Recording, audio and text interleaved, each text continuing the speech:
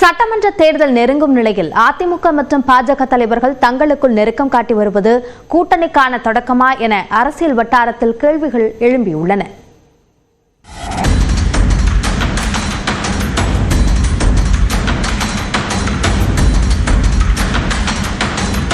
இனிமேல் ஒட்டும் இல்லை, உறவும் இல்லை, அவர்களுடன் கூட்டணிக்கான வாய்ப்பே இனி இல்லை என கடந்த மக்களவை தேர்தலுக்கு முன்பாக பாஜகவுடனான கூட்டணியை முறித்துக் கொண்டது அதிமுக. அந்த நாடாளுமன்ற தேர்தலில் அதிமுகவும் பாஜகவும் தனித்தனியாக கூட்டணிகள் அமைத்து போட்டியிட்ட நிலையில் இரண்டு கூட்டணியுமே ஓரிடத்தில் கூட வெல்லவில்லை. ஆனாலும் அதன் பிறகும் கூட பாஜகவுடன் இனி கூட்டணியே கிடையாது என்றே தொடர்ந்து கூறி வந்தார் அதிமுக பொதுச் செயலாளர் எடப்பாடி பழனிசாமி. இப்படி கரார் காட்டி வந்த இபிஎஸ்ஸின் பேச்சில் கடந்த சில வாரங்களாக திடீர் மாற்றம் காணப்பட்டு வருகிறது.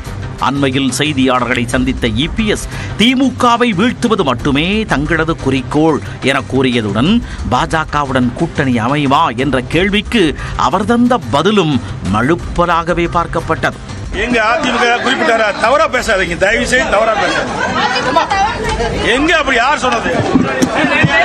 கிடையாது. தவறா நீங்க ஓட்டு கொடுத்து வாங்க.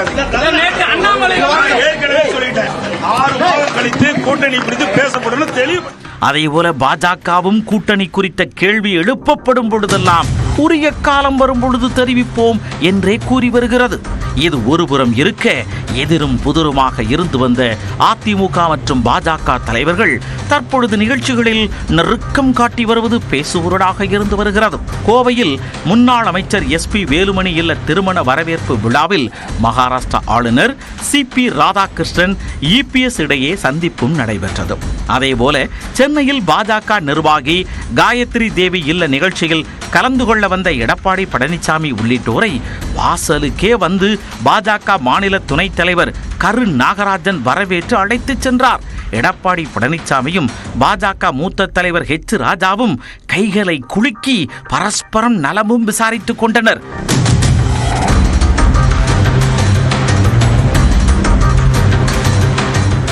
கூட்டணி குறித்து அகில இந்திய தலைமையே முடிவு செய்யும் எனவும் சொல்லி சென்றார் பாஜக மூத்த தலைவர் ஹெச் ராஜா. போன இடத்துல சந்திச்சு நாங்க குசலம் விசாரித்து கொண்டோம். வேற அரசியல் பேசல, மற்றதெல்லாம் அகில இந்திய தலைமையை முடிவு பண்ணும். இந்த திடீர் நெருக்கமும் சந்திப்புகளும் யதார்த்தமான நிகழ்வுகள் தானா அல்லது கூட்டணி பேச்சுக்கான முன்னேற்பாடா என விரைவிலேயே தெரிய வரும் எனவும் அரசியல் விமர்சகர்கள் தெரிவிக்கின்றனர்.